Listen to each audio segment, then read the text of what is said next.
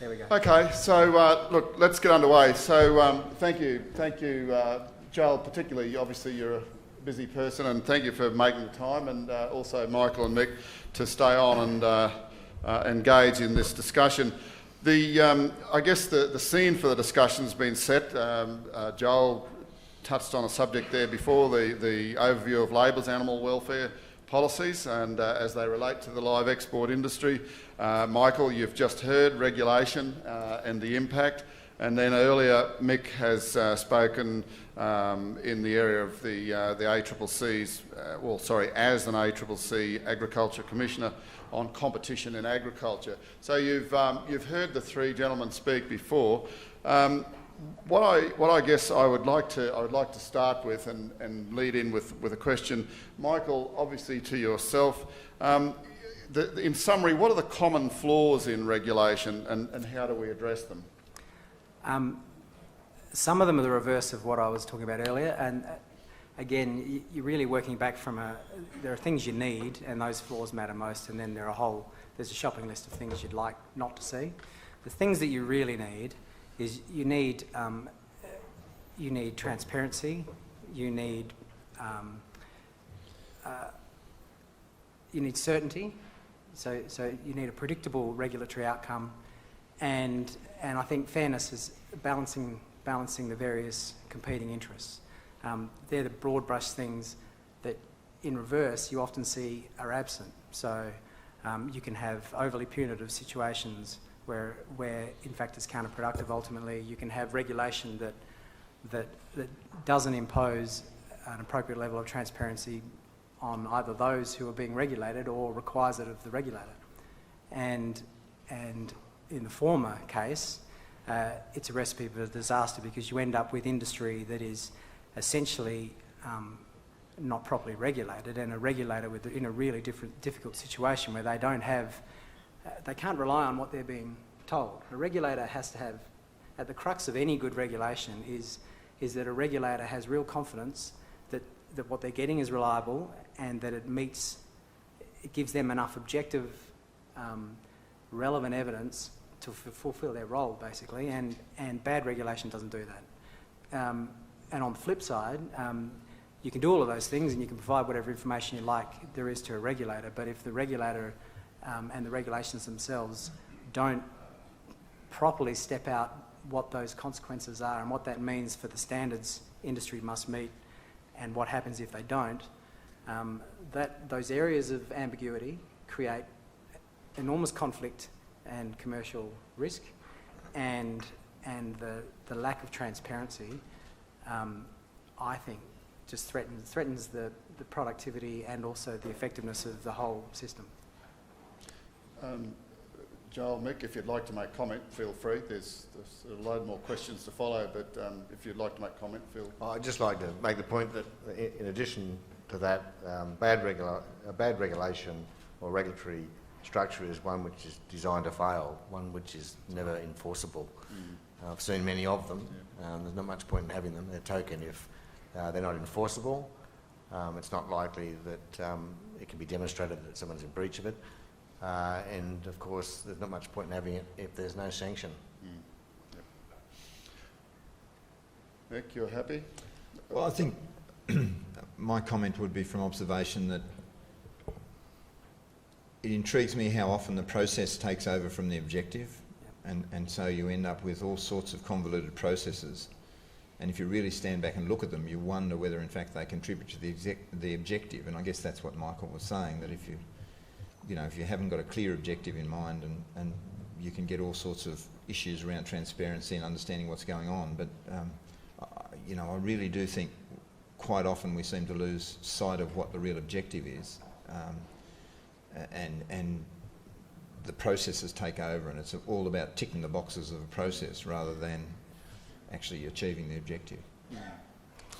Absolutely. And just quickly come back to what Shadow Minister said about setting it up to fail. That's illustrated by regulations that are either fundamentally or in certain respects unachievable. So if you're setting the bar at a point where industry acting sensibly and reasonably is in trouble, then you're gone. Sure. I'm sure when you get into this area of regulation, there'll be many an export licence holder in this room who, and I think we saw it yesterday, the final stack that has to be presented before an animal walks onto a ship. And to me, you know, I'm not an exporter, but I've seen plenty of it, and I was just amazed. I knew there was a lot, but I didn't realise it was as much as it was. And that's an area that's, you know, fairly daunting, I would imagine, to take on. But nonetheless, let's move on. A question which may seem a little odd, but for what purpose do we place obligations on businesses? But the real question is it from a legal perspective, and what is an appropriate obligation on business, and how can we differentiate, this is really more to the point, between a community expectation and an ideology? I saw you grit your teeth, Mick. Do you want to go first? Or no, wait? I'm leaving it to Michael. That's his specialty. Well, I'm going to give a short answer that takes me out of it, I think. It's the legal reflects the fundamental decisions everyone makes about what they want. It's a process really of ensuring that people understand what's required of them and someone else can hold them to it. So in that context, is it a legal thing? Not really. The legal is the structure it sits upon, but it goes beyond that, I think.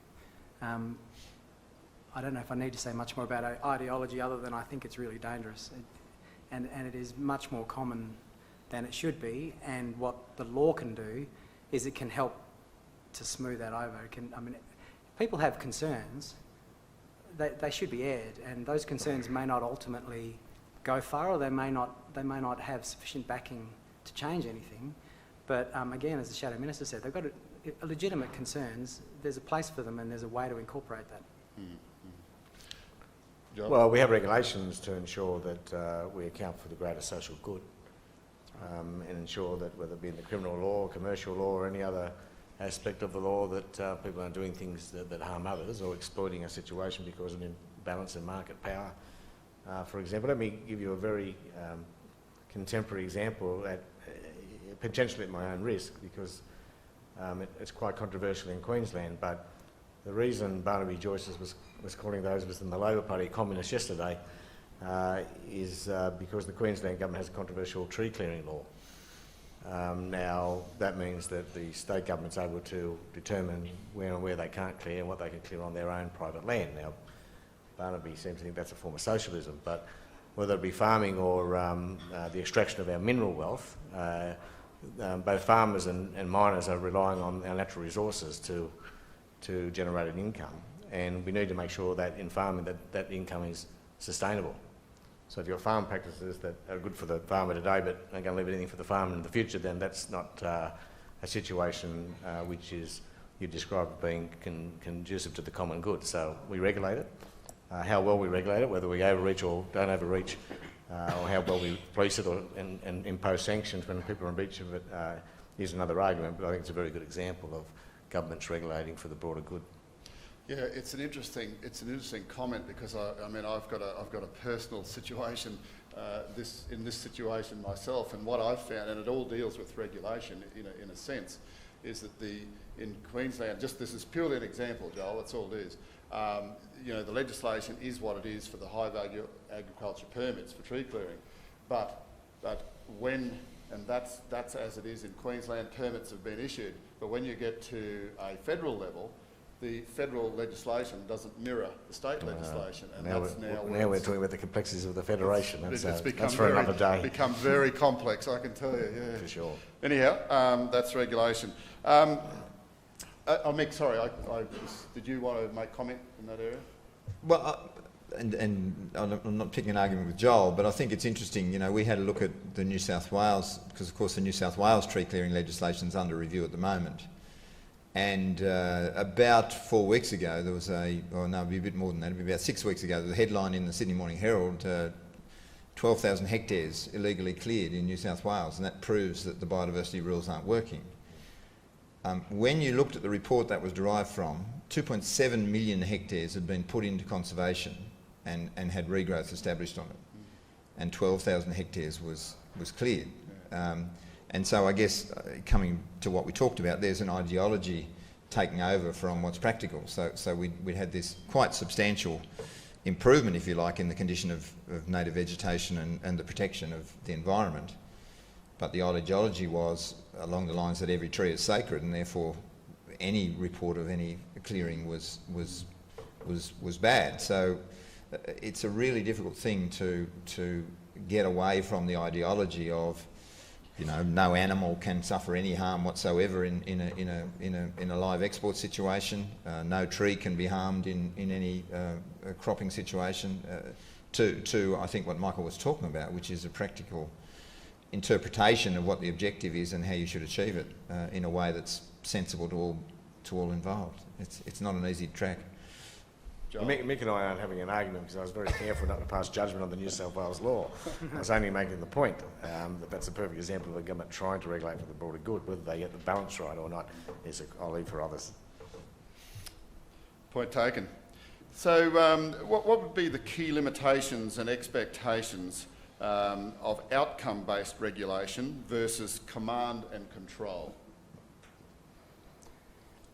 You don't want a politician to start that. Yeah. I could probably say something again. First, yes. I could say something a little briefly because I touched on it a bit, but it's not an all or nothing proposition, as I said. Command and control has a place. The limitations arise when you misapply either of them. Discretion in regulation is really important because it has to be responsive. You just need discretion that has sensible and predictable boundaries. And then in certain situations, for all the reasons we're talking about, Parliament makes a decision that aspects of that regulation require greater command and control. And as long as you get to that point in a sensible way, that's a good thing. But that's a lot. I mean, that's a lot harder to do than it sounds. But that's I think the fundamental point. And I think I'm often reminded, I saw a perfect example that illustrates this point. So in Denmark, the highest part of Denmark, for those of you that don't know, is the tower on the bridge between Denmark and Sweden. It's dead flat. Mm-hmm. There's no surface water. And so there's a very high degree of sensitivity around the use of pesticides. And the government got to a point where rather than ban the use of pesticides or severely restrict them, they moved to a comprehensive reporting regime where anyone who uses pesticides has to report the use within 7 days. So the farm organisations got together there, set up a system where mobile phone apps were established, linked that into the land titling system. So the minute that a farmer walks into his field, the phone goes off and queries whether they're using pesticides. If they are, they simply take a photo of the barcode. The app automatically picks up the weather conditions, knows the details of the land titling, and sends that record off to a central database, all automatically. So I thought that was and not only that, they got smart enough to know that that information was actually valuable to the agrochemical industry. So they sell that information to the agrochemical industry on a fortnightly basis to pay for the cost of running the system. So the government's happy, because its objective is not to command and control too much the use of pesticides, but rather to be reassured that there's not a risk of pesticides damaging the water source. The farmers are happy because they've got a very simple and cheap way to comply with that regulation, and the community is happy because it's got a very transparent mechanism of observing what's happening in relation to pesticides. So it really struck me that's getting away from command and control, recognising what the objective was, and then trying to find the best way to achieve that or to reassure people about that is pretty smart thinking. Yeah. And only one other thing is the trick, where it really gets difficult is where things get hairy in an industry, because command and control is often the refuge of it's a reflexive defensive position, and it can be behaviourally seen in that the regulations don't change, but the department takes, whichever it is, the regulator takes a much more prescriptive approach, or tries to, or you end up with something like SCAS where that had strong elements of command and control, as did the subsequent enforcement or oversight. And so there are many examples where you can avoid that and you can achieve really good outcomes because the regulator is confident that they have the assurances and the information they need, but it's very easy to fall back into it, and the challenge is to avoid that. And now the $64 question. Is it possible to balance the concerns of the community, industry and activists? In the live export trade? Or well, we may as well stick to it today, yeah. So that we can drive it to a point at least anyhow on this one. Well, I think if we can't, we're in trouble. I think that's the important point to make. As I said in my earlier address, the sector has to maintain a critical level of community support by demonstrating it takes people's concerns very, very seriously. I think it's a pretty simple dynamic, and those who might be described as activists in the animal welfare space, I think, generally speaking, in every group there are one or two or three exceptions, but these are people, in my experience, that do have deeply held concerns about the way we treat animals. And I think that it is possible if we all work collegiately and in good faith to maintain that balance. I don't believe there are too many people amongst the activists that are poorly intentioned or acting out of ill will. I think we've got genuine concerns, and we need to be accommodating of all the parties. I think if we do that smartly and well, we'll all be the beneficiaries. Sure. Comments, Michael, Mick? Or I'm a litigator, so I see dispute all the time, and you can get irreconcilable differences, and the key to resolving those, or even if you can't resolve them, and to making decisions, is to understand what the real difference is.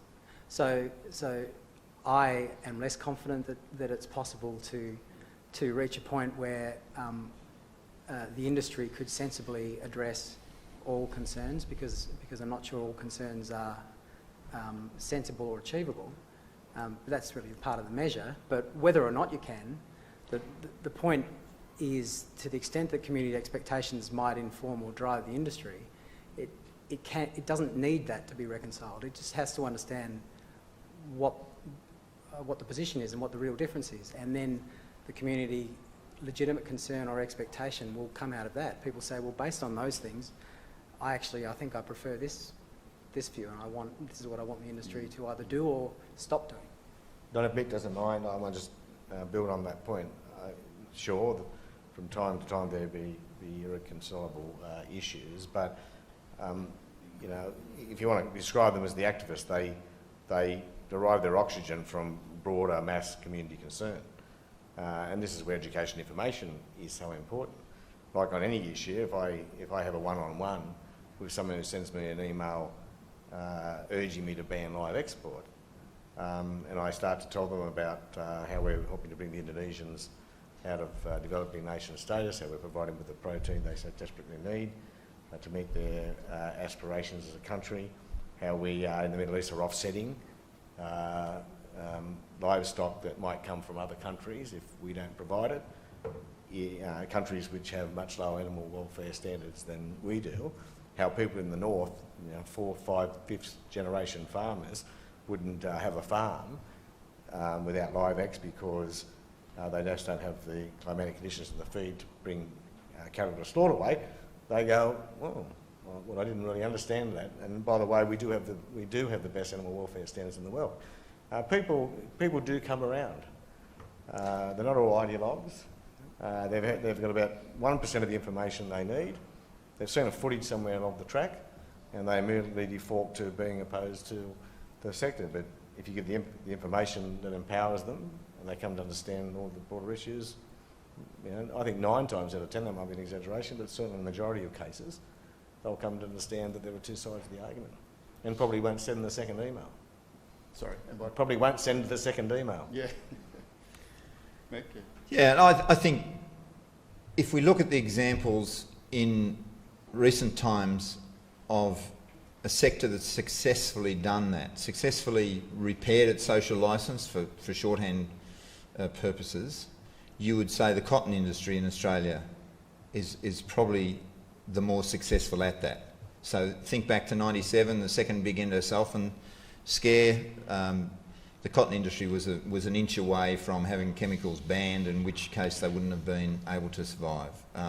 But they also had significant social concern in local communities, in Weewar, in Narrabri, and those sort of places that were sick of crop dusters dropping chemicals on them. Through fortuitous, in some respects, set of events, the development of the GM cotton variety and others where the industry actually implemented best management practice, got a substantial proportion of the production within that, had an open and transparent audit process for that, and have repeated that and continued that over probably the best part of a decade and a half.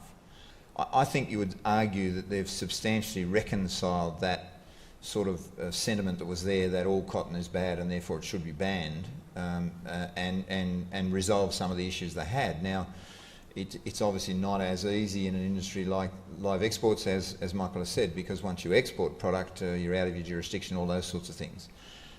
I think there's a couple of interesting developments that are worth thinking about, though, in terms of how that might be made a bit easier. The first is, I think, the very sensible decision that MLA has made to segregate off NLIS into a separate independent organisation, because I think NLIS forms the digital railway tracks that can do a lot of things for the industry that will reduce costs just by transmitting information up and down, because you've got that basic railway track there of the ID tag. I think secondly, the blockchain technology, I don't know whether any of you have picked it up, but in the last couple of days there's been a shipment of cotton gone from California to Shanghai using blockchain technology facilitated by the Commonwealth Bank. So basically what that means is all that paperwork has disappeared, and it's an end-to-end process that any participant in that supply chain can look in, see where the cotton is, there's certain points where its payments are triggered and all that sort of stuff. But it basically, if you like, opens up the supply chain to a much more transparent opportunity to look at what's happening, but also makes a much more efficient system that allows that product to change hands and the transactions and financial things. So I think if you put that NLIS framework in place and think about the potential that blockchain creates in relation to traceability and control of systems, and then thirdly, think about the challenge we're presented with this morning with Indian buffalo meat, where the position of Australian beef in the market is going to depend on things like safety and traceability. I think you can see a win-win scenario there where we can reduce the costs of something like SCAS, create greater traceability and position the industry better than any of the competitors that are emerging in those markets. So, I think sometimes we have to be creative about these things, and maybe that's a bit far-fetched, but it's you can see those trends coming together, creating that opportunity. Thanks, Mick. Look, what I'll do, there's a million more questions could be asked of the three panellists, but what I'd like to do now is throw to the audience. I'm sure that you've generated questions in your own mind from either of the three speakers earlier or from this conversation. So let me open it up to the floor for questions. David. Thanks. David Connolly from Tipperary Station, the Northern Territory. Thanks, panel. Shadow Minister, I was pleased to hear you say that people in the Northern Territory, particularly the far north, struggle to get cattle to a dress weight that's going to be able to send those cattle to an abattoir. I note comments made by Greens leader Dina Tarley and the other fellow, Senator Hinch, saying about their live export lack of support. And I was just wondering about the government's role, if at all, in trying to explain to those fellows about the difficulty in getting our stock to address weight, because their argument is that all our stock should be slaughtered in Australia and create jobs, and that's a fine sentiment, one that we can't do in Northern Australia. So my question again is, does government have a role in training them, like you went and saw the supply chain and you were emboldened by it and pleased by it? Does government and Shadow Ministry have a role in training those fellows to that train of thought? Yeah, it's a good question, and it invites me to make some partisan comment about what the government's prepared to trade off. to get votes on legislation that might be completely irrelevant to the question in hand, but I resist that temptation. Of course the government has a role, as does the opposition, but I made the point that while the share of the primary vote amongst the major parties is in decline, I think will incrementally continue to decline because of the changing nature of politics everywhere. While you've got the two major parties, you don't have to be concerned about the minor parties. But when you don't, then of course it's the role of both the government and the opposition to persuade them as best we can. I can just give you a small example. Jackie Lambie recently wanted to have an inquiry into the dairy industry. Fair enough, hard to argue with that. But it's all in the terms of reference. And now, without criticising her intentions, she had a lot in there criticising Dairy Australia, which is of course the Research and Development Corporation for dairy. Now, Dairy Australia shouldn't be a target, either the government or even the peak industry body maybe, but not Dairy Australia. So I told her I would support the motion to establish an inquiry as long as she erased any reference to Dairy Australia, and she agreed. So that's just a small practical example of what governments and oppositions can do. And of course I explained to her why Dairy Australia should not be part of the referral, the terms of reference, and she understood that and agreed. So maybe an unusual example, but that's the way things are done. And yeah, I think that we could all do well to make sure. I wouldn't say much about Richard because I suspect Richard made up his mind a long time ago. But Darren, I'm a little bit surprised actually. I didn't know he'd made that comment, and I'm not sure exactly who Darren relies upon for his base support. I would have thought it'd be more to the right than the left, but anyway. Surprised to hear him say that, and yeah, I'd be very happy to have a conversation with Darren and make sure that he's fully informed and understands all the issues. Graham, just behind you, Graham. Coming. Hello, Graham Dawes, a livestock exporter. Joel, we have the system of SCAS now, which it has been in place for 5 years. And you said it was, and we agree, it would be well overdue for reform. But we're also on the brink or the pointy end of a quality assurance program called LIGAP. Now, SCAS is very clunky to run. It is very offensive to our clients. It breaks trade relationships. There'll be no free trade agreements with some parts of the globe.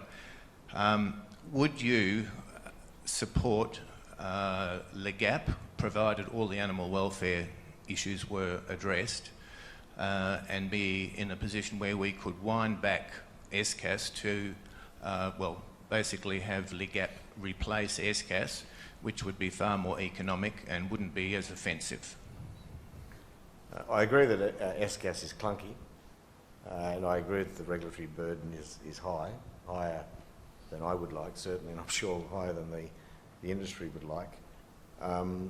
I said review, not reform, very deliberately, because I said the review could lead to reform, it might not. It might lead to changes, it might not lead to changes, and it might even lead to LGAP. Simon and Alison and others have made sure that I'm well versed in LGAP. As a matter of principle, I'm not opposed to LGAP. In fact, I'm very open to LGAP, and you're right, not only does it offend some trading partners, but some trading partners won't even accept it as a system which locks us out of certain markets. And that's of concern to me, of course. My overwhelming concern is that we don't break the fragile consensus, well, not a consensus, well, but at least the major party consensus. I don't want LGAP to be seen as the thin edge of the wedge, the beginning of the end of the world's best animal welfare system. Now, from what I've seen of LGAP, it's not that. But you are taking a leap, or asking others to take a leap of faith any time you're extending other certification processes and people, etc. So, as a matter of principle, I'm impressed with where ADIC is going with LGAP.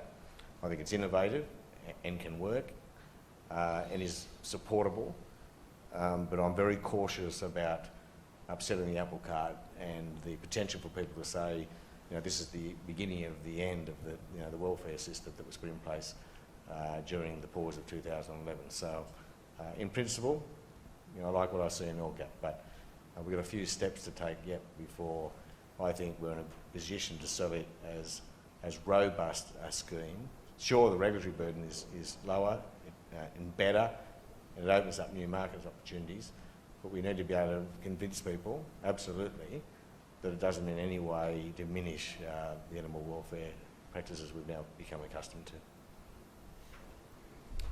Heather.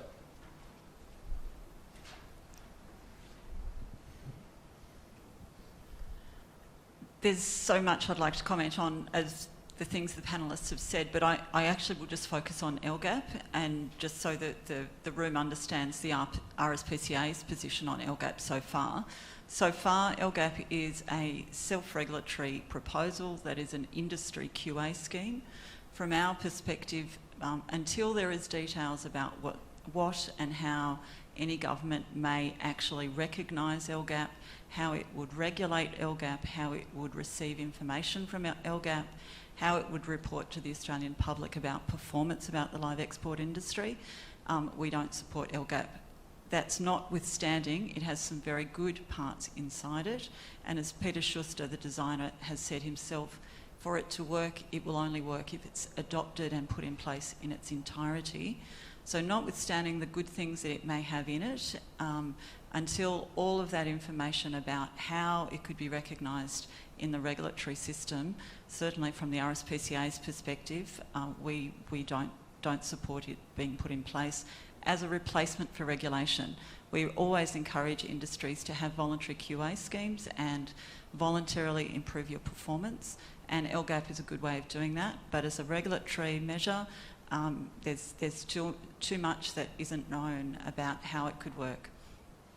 And can I say, Don, that's a respectable position to hold, I think, and I think it's for people like me and Barnaby Joyce to work with the sector to have all those questions answered, to test whether the self-regulatory regime can work without raising those concerns. Can I say, Heather's just reminded me, but that there are concerns about self-certification in ASOL now, which, if they go unanswered, make it harder to move to a more self-regulatory. It's not really a self-regulatory centre, but we'll call it that. Don't worry, Simon.